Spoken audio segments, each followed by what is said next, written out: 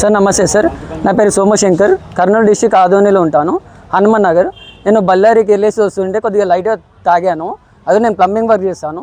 So అయినా నేను amount pay చేయడానికి కూడా రెడీగా ఉన్నాను. అయితే సార్ వాళ్ళు ఏంటంటే ఇప్పుడు నేను 10,000 తీసుకొని వెళ్ళినాక కూడా నాకు బండి చూపించట్లేరు. ఎప్పుడన్నా అడుగుతుంటే 10 days 15 days 10 days 15 days అంటున్నారు. కానీ ఇప్పుడు ఇంకోటి ఏంటంటే అశోక్ సార్ కూడా అడుగుతున్నా ఇచ్చేస్తున్నారు. ఏదేమన్నా అంటే 10 to 15 daysలో రా నేను ఇప్పిస్తాను, లేదంటే వేరే బండి ఇస్తానని అంటున్నారు. వేరే బండి నాకు ఎందుకు సార్, నాకు వేరే బండి వద్దు, నేను చేసుకునే బండి నాకు కావాలి. నేను అది కూడా ఎందుకంటే మా మమ్మీ చాడలు అమ్మి కమ్మలు గిరి పెట్టి నాకు ఇప్పించింది. ఇప్పుడు నా బండి నాకు కావాలని అడుగుతుంటే ఇప్పుడు శ్రీరామ్ సార్ వచ్చేసి నిన్న కాల్ చేశారు. కాల్ అన్న దగ్గర ఫోన్ చేసేది అది కూడా ఉంది, చూపిస్తాను.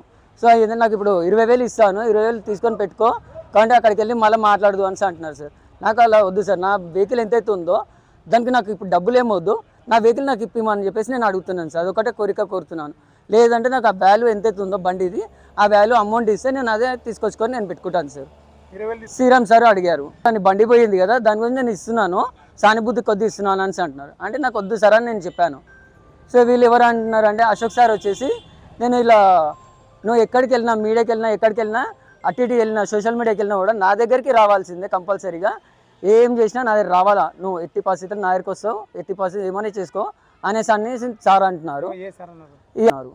సో నేను ఎన్నిసార్లు వెళ్ళానంటే అన్నిసార్లు వెళ్తున్నాను వస్తున్నాను. కానీ నాకు ఆల్రెడీ చెస్ట్ పెయిన్ ఉంది, చెస్ట్ పెయిన్ ఉన్నా కూడా చూపించాను సార్ వాళ్ళకి. అయినా రిక్వెస్ట్ చేస్తున్నా కూడా చేయట్లేరు వాళ్ళు. ఇప్పటికీ 8 months అవుతుంది, 8 months నుంచి తిప్పుతూనే ఉన్నారు నన్ను.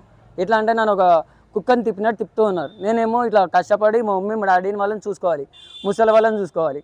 సో కావాలంటే మమ్మీ కూడా ఉన్నారు సార్, ఇక్కడనే ఉన్నారు, చూడవచ్చు కావాలంటే. సో అంతానే చేస్తున్నారు. ఇప్పుడు సార్ కూడా కాల్ చేద్దామంటే సారు రెస్పాన్స్ అవ్వట్లేరు, సార్కి రెస్పాన్స్ ఇవ్వట్లేరు. నేను అందుకని ఏదైనా దయచేసి నాకు ఎస్పీ సార్ అన్న హెల్ప్ చేసి దాన్ని బట్టి నేను కోరుకుంటున్నాను, అదొకటే కోరుకుంటున్నాను సార్. నేను ఎస్పీ సార్ని కలిసాను సార్, కలిసాను.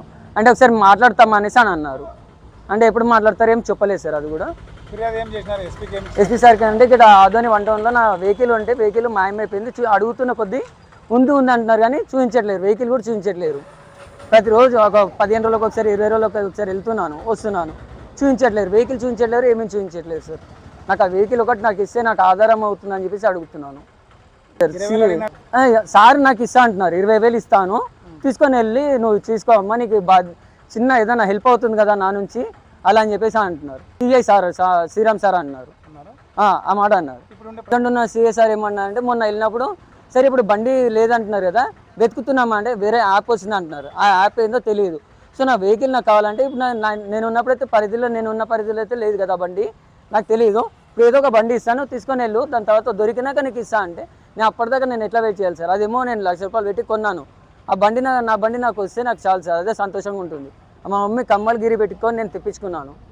అది కూడా నాకు అది లేదంటే నా వృత్తి కూడా లేనట్టే అవుతుంది సార్. ఇప్పటికీ 8 months నుంచి మా ఇంట్లో వాళ్ళకి రేషన్కి కానీ ఏదైనా సరే నేను బయట అప్పు చేసుకొని ఇక తీసుకొచ్చి నేను ఇది చేయాల్సి వస్తుంది సార్ నాకు.